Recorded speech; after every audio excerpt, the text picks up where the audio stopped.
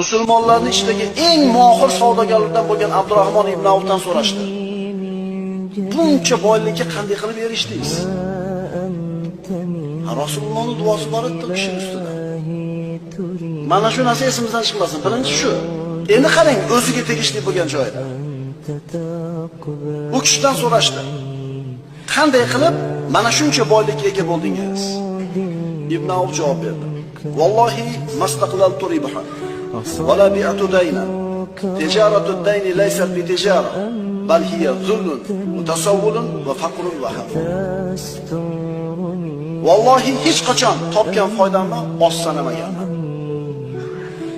Qo'lingizdan keladi sog'lik. Topgan pulimni hech qachon oz sanagan emasman. Wala bi'atu daynan. Nasiyaga oldi-sotdi qilmaganman. Chunki tijoratud dayn, nasiya tijorati tijorat emas. Bas u xorlik, faqirlik va g'amdir.